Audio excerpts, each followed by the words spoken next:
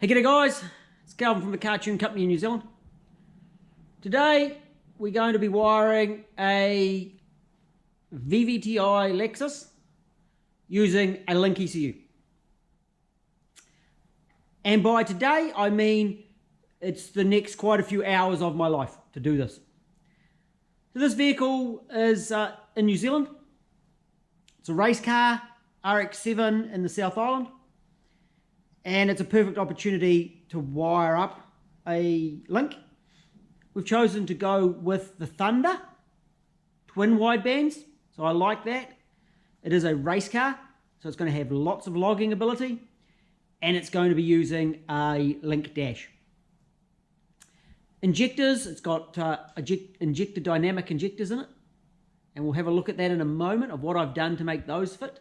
The vehicle is going to be NA, naturally aspirated, and I'm expecting in the future to be getting some camshafts and maybe some headwork.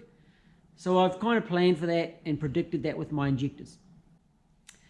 So because it's going to spend a lot of time, I'm expecting up in the revs. I've gone a little bit bigger than I normally would in injectors to keep that duty cycle down. I'm going to attempt to run through the way of wiring it. Not sure if it's going to be one video or a couple of videos. Later on, I'm kind of planning, hopefully, to do the same job but broken down into pieces. So each individual bit. But this one's probably going to roll together a bit more because I am on a time frame. I want to get this done. I've got other stuff I'm planning, and I'd like to get this car running for the man. It's cold and it's wet here at the moment. Got my doors down because it isn't very pleasant outside, and I'd really like to go somewhere a lot warmer than it is here. But we'll see if we can get this Loom done first. I will be turning on my disco lights. Unfortunately, the fluoro lights do look a bit flickery in my videos, but the other option is I leave it off and it's dark, and I probably can't work too well in the dark. Well, I can, but not when I'm wiring an engine. So the very first thing I do is a little bit of prep. I've got out my pinout and I've written down where I'm going to put different sensors and different inputs and outputs. Of course, I've got to have the Link itself, so we'll go open the Link box and we'll have a bit of a look. So I have a whole lot of parts here that we're going to fit onto this engine and bubble wrap.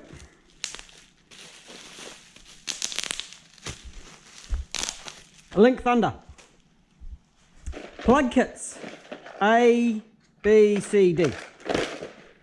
We have a map sensor. Some exhaust probes. Some lambda sensors, wideband sensors, which those are actually the spares. I fitted a couple into the engine already. We have the empty box that the Thunder came in. And an MXS Strata dash. Now these are a cool piece of kit. That is going to be the dash. We might do separate video on the dash installation just to cut down the length of this video, but that is a cool bit of kit. Air temp sensor, oil temp sensor, cam sensor plugs, coil plugs, plugs for the throttle body, crank sensors, alternator, and the vehicle has one of these filter blocks on it. So it goes down here with the oil filter screwing on there. So I may well pop that on there just to get everything sitting in the right place.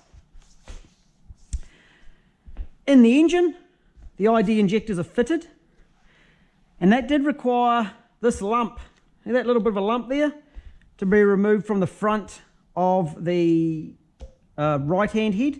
Oh, no, front of the left-hand head and the back of the right-hand head. So those were ground off. And I've also fitted an aftermarket water temp sensor into this engine already. Stock fuel rails. It has the small coils on it. And the 1UZ VVti throttle body, which is drive-by-wire. So we've got to wire that throttle motor. Race car, no air conditioning. For the oil pressure, I fitted up an oil pressure sensor, and I fitted up a fuel pressure sensor so we can keep an eye on fuel pressures. For those of you wiring your engine yourself, you may end up starting with a link wiring loom, and that's a really great way to start. However, in this case, I'm going to be wiring the whole setup with Tefsel wire, which is a little bit lighter, a little bit smaller, trying to make the smallest loom we can. But the link wiring is a really good way to go. Once I've gone through my pinouts, and I go through and I put blanking plugs into the main ECU plugs. And I've also written on them which identified each plug, just to avoid confusion. If there's a lot going on in my head. Now I might do some funny little things, like I've got my engine numbered on the cylinders. We all should know what the cylinder numbers are. But when you're busy and lots are happening and you're thinking about pins and wires and where things are going, you don't want to think about some of that basic stuff. So just having them numbered makes it a bit easier. My very first wire has been run, and that is to the crank sensor. So I'm working on this particular car. I've seen a couple of photos and I'm quite comfortable having the loom about 600-700 away from the back of the engine. So I'm just going to run straight out the back onto my bench, so it'll work quite nicely running it out onto there. I'm going to have the oxygen sensor plugs on the back of the engine, and I'm going to put them both beside each other. I often don't like doing two plugs exactly the same beside each other. But the reason I'm doing that on this one is if you have any diagnostics, having the two oxygen sensors beside each other, it's quite handy to just be able to reverse them. So I number the plugs, number the sensors, match them up, and that way I get them, it's easier for diagnostics. Kind of makes sense. So the first wire, anyway, is a shielded cable to the crank sensor. I'm going to go through and run my wires to my oil pressure switch, to my oil pressure sensor, my oil temp sensor, which is going to have a plug down in this area so it can have an extension if the temp sensor ever gets put in. That's if we do that. Shielded cable to the cam sensor. An air temp sensor will come off here somewhere to be fitted. The throttle motor, throttle position sensor, the VVti solenoid, and the fuel pressure sensor. I'm then going to run injector wires, and the cam position sensor on this side, along with wires for the map sensor. 3 wires for the map sensor. So what the plan is here is I'm going to run a whole lot of wires. Once I've got the wires sort of sitting into place, I'll give you a review of what I've done, and then we go through to terminate it. I'll show the termination of the plugs and the correct pinouts for each of these plugs. And I'll just do a brief explanation instead of showing me running every single wire. In the future, my plan is to do a very similar video to this, but break it down to crank sensor wiring, cam sensor wiring, injector wiring, coil wiring. Oh, of course, the coil's on the side to run as well. So I'm going to get in and run a heap of wires, and we'll give you an update once I've got a loom kind of starting to form. I better get some work done. Little mini update. Got the wires done down the front. That's everything forward of that has had wires run. That's a really good start. Got my length to about here. Just put slide through a cabin. Yeah, we're good. There we go. I'm happy. Right, back into it. So I'm making some really, really good progress here. I've decided to go with green for the injector wiring and the coil wiring on the left hand side. And you'll see later on why it's all green. It's really simple for me. Yep, it's all one colour. Guys might go, oh, but it's different. It's all the same colour. But it's actually really easy to work with. So this is what I've done. I put some green wires, a couple of red wires. Now in this department, you'll see here, these joins are staggered. So one's for the coils, one's for injectors, and one's for the earth. And I've sized up all my wiring going to the coils and injectors. I'll run over the pinouts as I'm terminating. Right now, pretty saying, run wires for all the sensors on the engine. I also need to put in that cam angle sensor and the map sensor. So they're going to go in a moment. I'm going to put this little loom, integrate it with the loom that I've already made so far. Run those extra ones. Then I'm just going to double check everything like a builder. Measure twice, cut once. Because once I start sealing this all up, it's sealed up. Well, I can still pull them apart a little bit, but so we want to get it right. So back into this, lay this loom together. Oh, other little tricks that I do. Pen. Just in here, a little mark on my loom. I've actually got a permanent mark on my fuel rail, just so I get my wires the right length. Getting to the other end of the job and finding a wire is 50 mils. For the Americans, that's 2 inches. The rest of the world uses proper measurements. That's a pain. So we try to avoid that. I'm working on the crank sensor wire as my measure, and all my other wires are around about that same length. So let's lay this in there and continue. One day I might do a normal loom, but probably not likely today.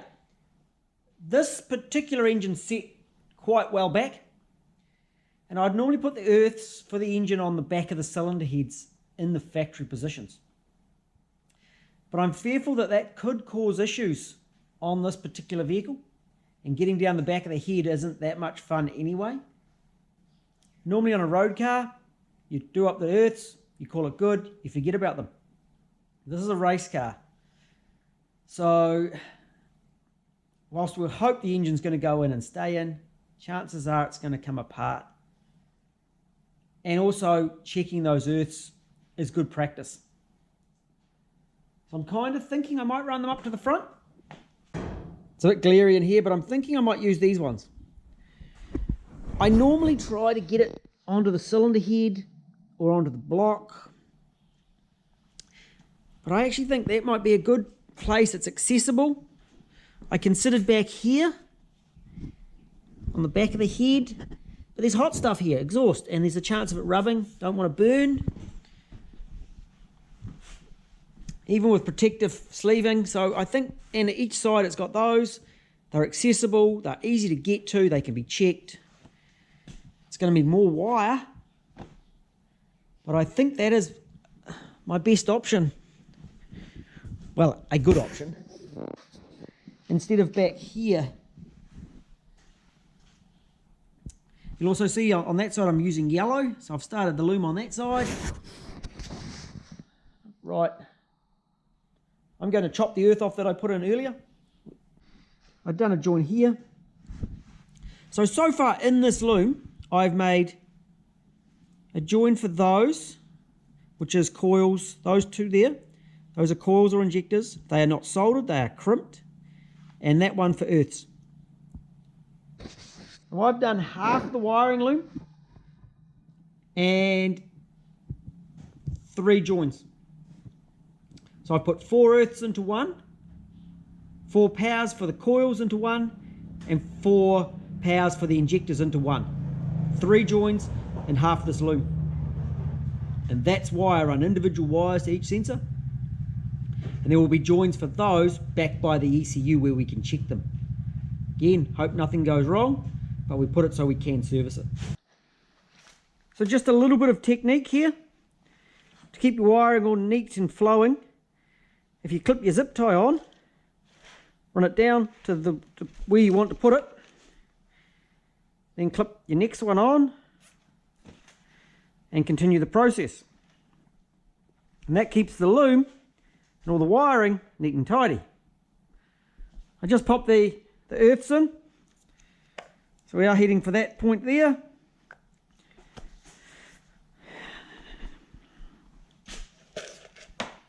Separate, separate, separate, separate.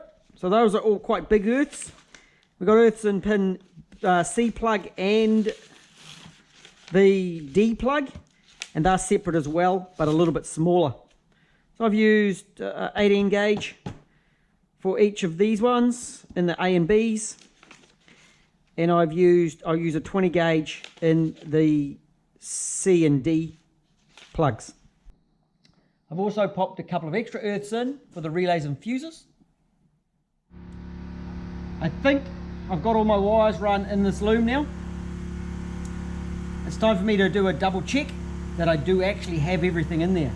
Because once I cover it up, it's pretty much sealed and that's it.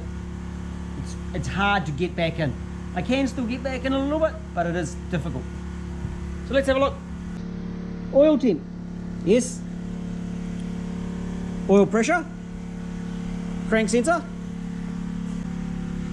cam sensor, air temp, intake, air filter temp, drive-by-wire throttle control and throttle position sensor,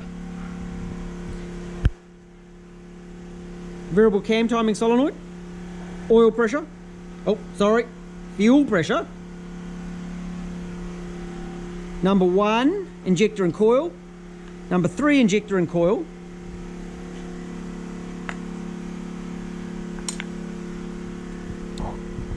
VVti cam position sensor, number 5 injector and coil, number 7 injector and coil, and a map sensor. So that is everything down this side. Got it. Yep. That's good. Around this side, I've got the alternator trigger wires. Oh, and the other side, of course, earths. Earths. You just double check. Earths. Water temp sensor for the ECU. And you'll notice down here, there is an extra one for a gauge temp. I'm not putting that in. If I was doing a road car, then I'd put the water temp gauge in. This being a race car, it's running a dash, no need for that sensor. So that makes it a little bit simpler. Same as no extra for oil pressure. I'm just running the one sensor and that's going to do the whole job. The accelerator position sensor, EFI water temp, number 2 injector and coil, number 4 injector and coil and the center VVti sensor, cam position sensor, number 6 coil and injector, number 8 coil and injector, and the AVIS solenoid. And that's everything down this side. At the back here I've actually put in an extra air temp sensor. That's going to be a manifold temperature going to number 8 cylinder. I've done that for a bit of testing. In the back loom, I've got start and knock, and I've got 2 wires in this Tefsel small shielded wire for the exhaust temp sensors if we want to put them in, EGT. There's that water, that's that air temp sensor there, and our wideband sensors. So there's 6 wires in each of those. And I've used the proper Bosch colours. At this point I kind of should decide whether I run wiring for the transmission. I'm kind of tempted to run a set of 6 wires to the back of the engine. So if we wanted to add a speed sensor, we could. and also reverse lights. And the reverse lights, the only real reason would be for logging, and it would just enable a small loom to be made for the gearbox if necessary. And it kind of contains everything in the one area. So I think I might actually do that. I'm going to run another six wire for that.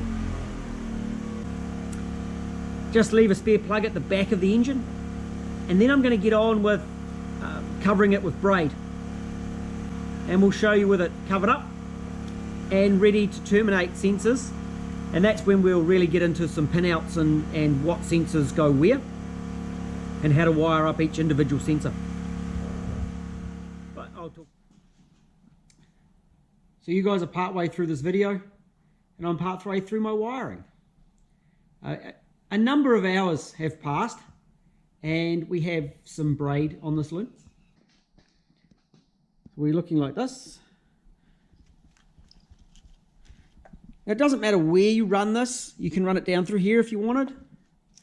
I choose to put it up on the fuel rails because it's easily accessible, and being easily accessible makes it quite serviceable for a race car. And I do my road cars there too, and I think it looks good down the bottom. I think it looks good at the top. I'm not that keen to run them through the valley on a VVti, but just wherever it's neat and tidy. So let's have a little bit of a look. All right, working with the braid. If the kids come in, get a piece about that size and stick their finger in it and see how long it takes them to remove it. It'll keep them occupied for ages, though it's actually really hard to work with it on your finger. So you guys probably aren't going to see it in the big bundles like I get it, possibly little bags like so. Soldering iron comes as a good use, and I find if you use your soldering iron to cut it, it cuts it quite well, and if you've got a bit of a technique, it seals it off quite nicely. The other way that I often do it is I've got a bit of a technique where I just whip around like so, and you do each end.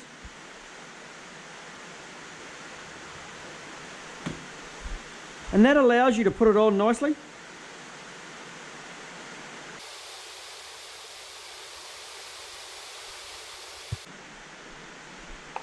Sharp scissors. So if you try to put it on without sealing the end, it'll do this on you, go a bit fluffy.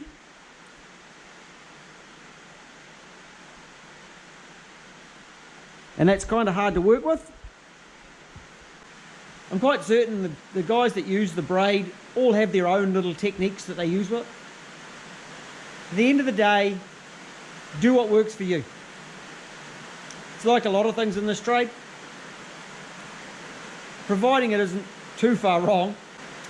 While you're working with it, you will get used to anticipating whether it's going to stretch or be longer. I try not to bunch it up. I try not to have it too stretched. So I've got a lot of different sizes, from 3mm up to about 24mm, which is some big braid. So I'm going to finish off the little loom going to the gearbox, or the back of the engine now. And then we're going to start putting some terminals on this loom. It's decided to rain on me, so there's going to be some background noise, which is just a pain in the backside. But I am on a time limit, so we've got to charge on and get this job done. And don't forget your shrink wrap on each join.